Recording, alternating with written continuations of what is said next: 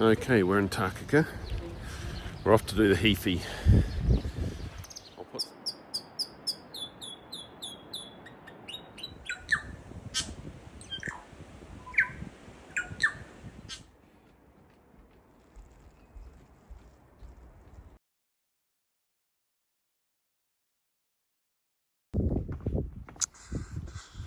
Right, we're off. What's the time? It's about 7:45, so 15 minutes earlier than yesterday. It's quite nice to have a slightly lighter pack as well. I made myself some fresh lunch, so I had a couple of wraps, which were reasonably heavy, but I thought I'll only carry them for a couple of hours before I have them for lunch. So yes. So anyway, we're off. It's just a little bit of a misty sort of wetness, but if you look over there, which is the way that we're going, looks like it's clearing, so.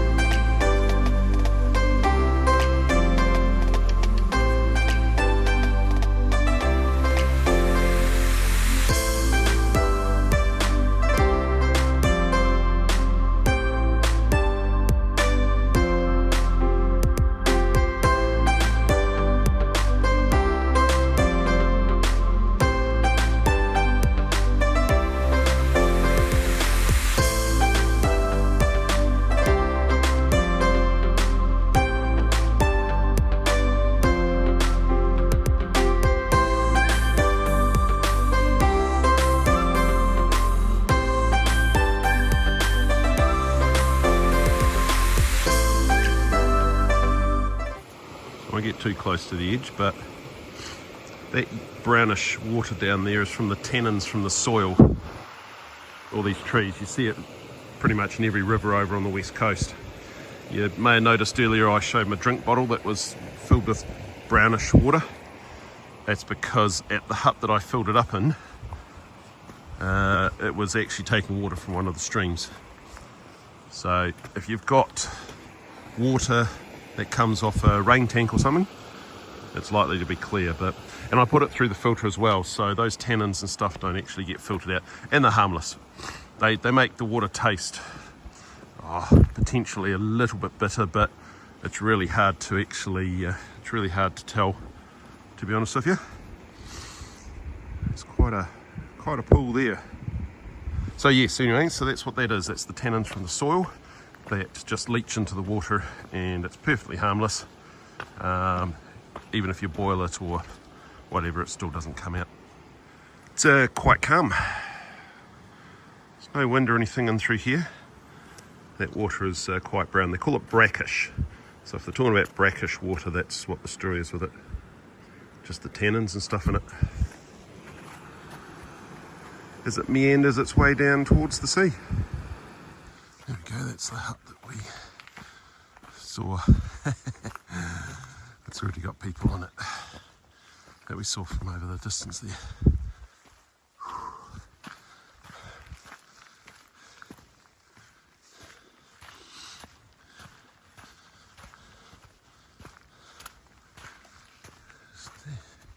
So there's the Golden Downs hut.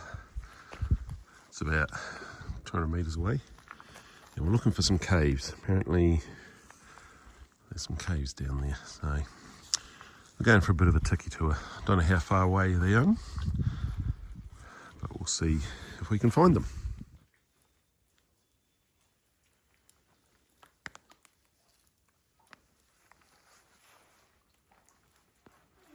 At about 500 metres, what if there's an earthquake?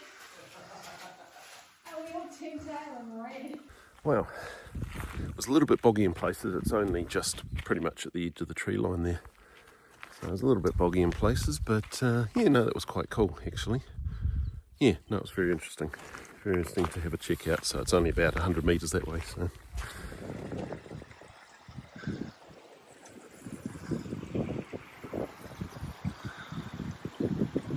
Obviously floods a wee bit. go. Well, since the last hut, it's been drizzling like this the whole time, so we're now suitably wet. That's the Saxon shelter. We will get into that and have some lunch. And then there's no shelter until we get to the James Mackay, so we'll eat what we need to eat here and move from there. I think it's about 12 k's from here to where we're going to stay the night.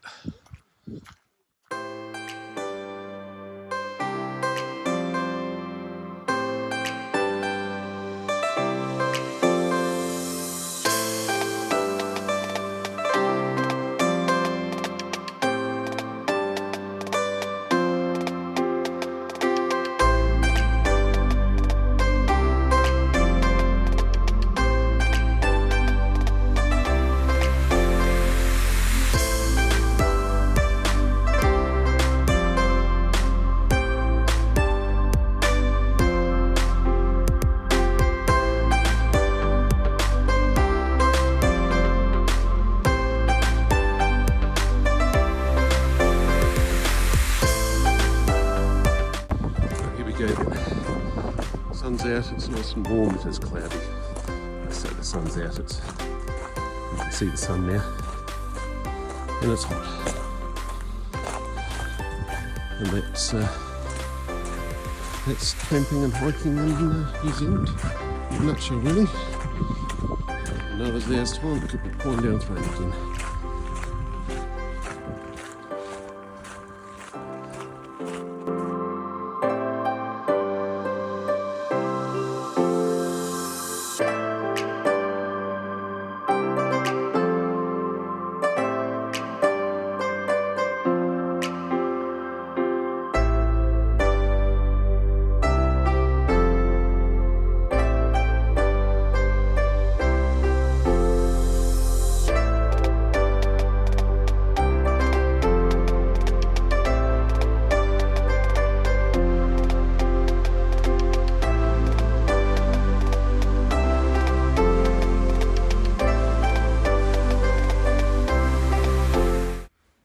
It's 3 o'clock, well sorry it is 3 o'clock, so let's have a look at the hut. That's pretty cool.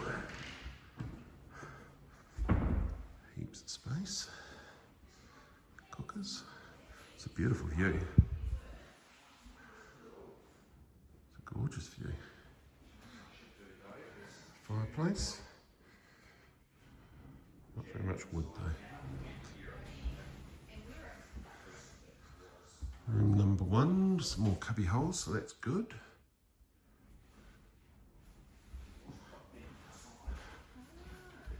And another room. Oh, goes around the corner there too. And our room. Okay. Oh, we've got hangers too. That's good.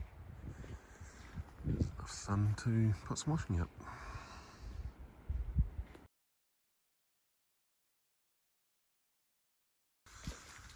Right, that's what we're looking at. We're walking straight into that. When I got up this morning, it was actually clear, you could still see the coast. So from the balcony you can actually see the waves and the coast. So we're definitely on the west coast of the South Island. To be fair, it actually rained a bit about 15 minutes ago, so this misty stuff's actually not too bad. We shouldn't get too wet for that. But anyway, we're off 11 k's through to the Lewis shelter, and I think it was supposed to be about 4 k's. No, must be about 8 k's through to the Heaphy Hut. So pack's feeling much lighter now after 2 days of eating food. So I must say, I actually enjoy going to huts where no one else is. It's a bit selfish, but I don't mind going and doing unserviced huts and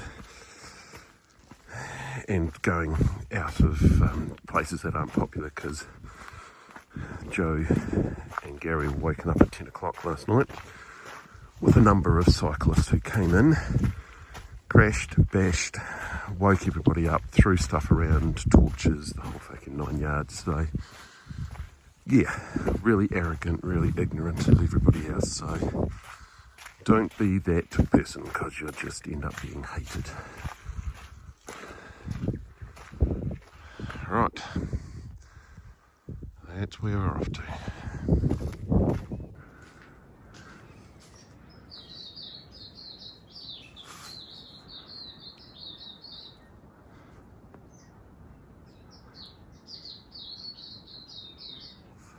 By putting our raincoats on and covering our packs, and then we'll guarantee a really nice day. Yeah. I'll sleep in my raincoat. Yeah. Well, she did say...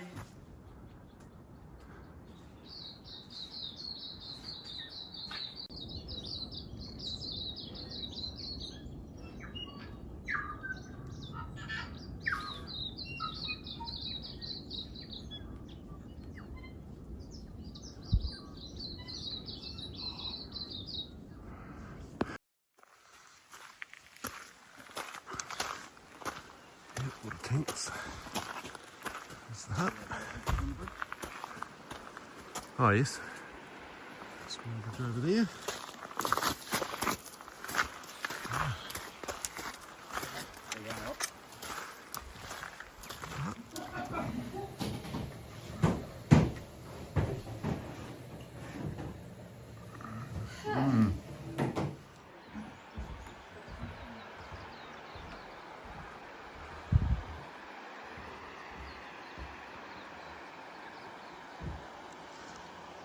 I can think of worse places to be at the moment.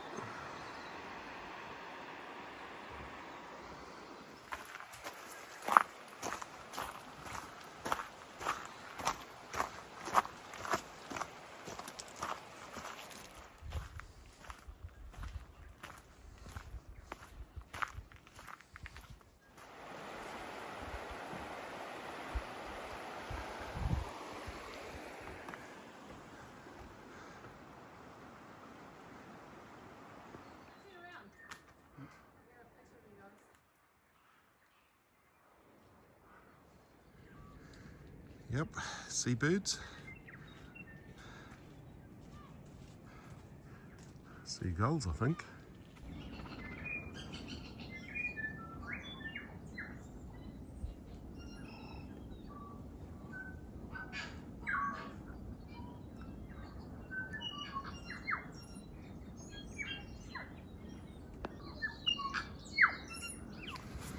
Okay, the Heaphy Hut, the track's named after. I think it's actually the river it's named after. Whew. Whale bones. Yeah, oops. Mr. Wicker.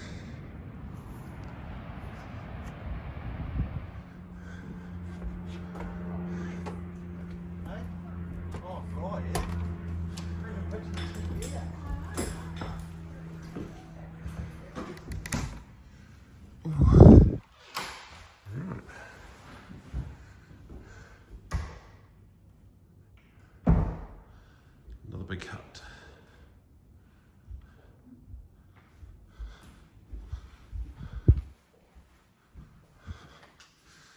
How many's in here?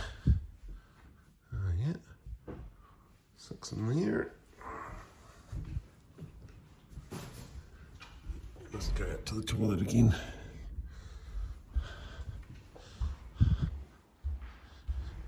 And we've got, must be 6 in there as well. 6.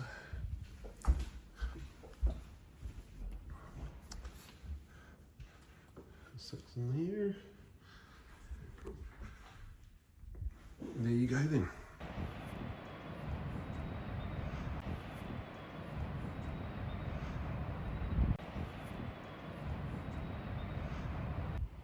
We go out of flight mode. I think we might have to go around the corner a bit. Don't need no well bar. So this is just outside the back. And as you can see, it's hot and sunny. It was cold and torrential about an hour ago. And the tide's out, so the beach is quite exposed. This is typical West Coast. You get this, and then you just get torrential downpour each time I've walked out to the beach. It started raining, so but I might take a chance. Might take a chance and check to see if Mel's text, because I've got the Vodafone texting option with the satellite, so I'll see if she's picked up the message and text me back.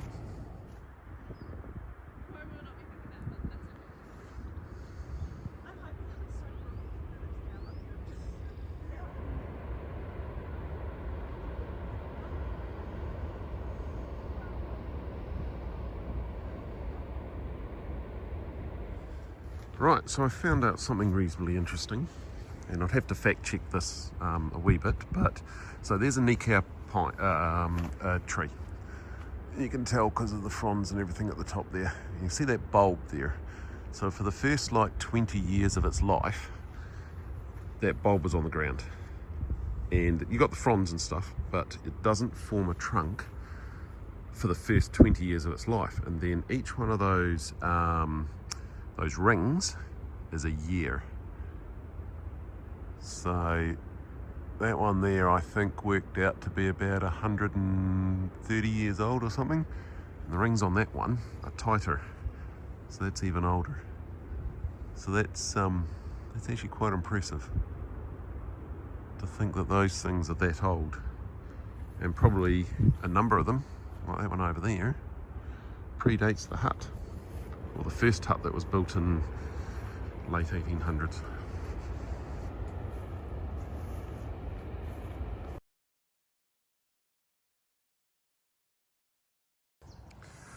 Okay, good morning, this is day 4. That's what we're looking at the moment. And that's what we're looking at the moment out by the mouth. The weather report and the warden had said that we were supposed to be rained on most of yesterday and last night, and then it was supposed to be really rainy this morning. As we saw, it wasn't really doing that, so it's been very all over the place, to be honest with you. But anyway, that's fine. The only thing that didn't really come up, we didn't get yesterday, was the wind, so I'm sure that'll come today. So anyway, this is us, day 4. There's a bit of moisture in there. You can feel just sort of it's wanting to rain, but we're going to hit the track. That's 6:40, so we wanted to get gone by 7 o'clock. So that is certainly what we're doing. And I texted the wife on the GPS thing, and she said that she would be there at 12. So yeah, it's supposed to be about 4 hours, but we'll stop and take on water and all that sort of stuff. Be good to get away from some of those sand flies, but I'd imagine there'll be lots more where we're going. So anyway, we're off. Let's see if we can beat most of this weather. So one thing you'll find with Met Service, which is the weather department that New Zealand uses, is that they're very risk averse. They would rather have a million wrong readings that were overinflated than to have one event that catches them off guard. So I think this is an example. Definitely got to be prepared. If they say it's going to be fine, be prepared for wet. If it's going to be wet, yeah, be prepared for fine. We want to get past Crayfish Creek. Apparently that hasn't got a bridge and it will flood if there's lots of water in the up in the hills there. So if we can get through that, then the rest of them I think have got bridges and what have you. So, and it's only just south of the Heaphy Hut. So anyway,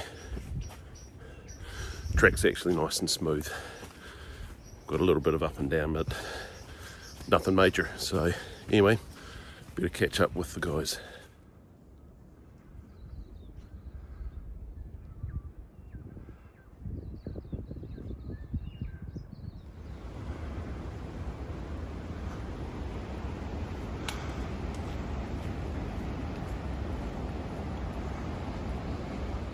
So yes,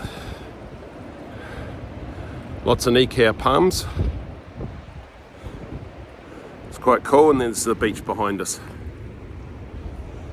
So it's low tide at the moment.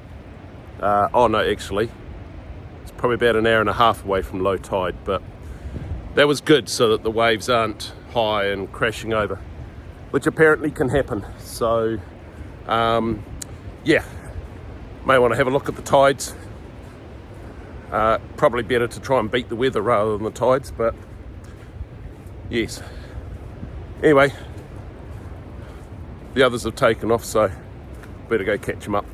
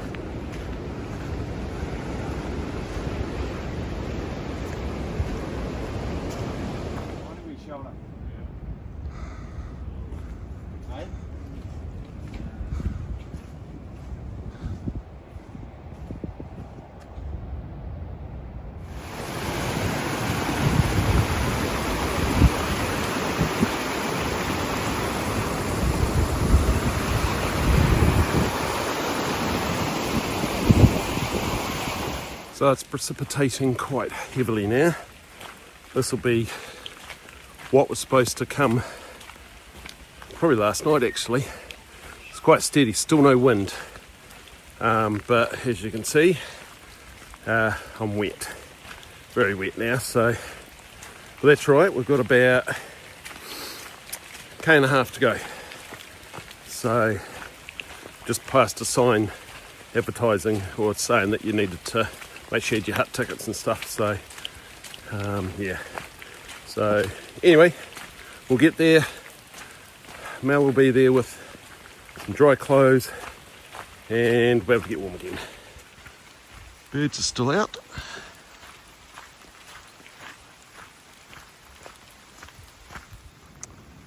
There it is.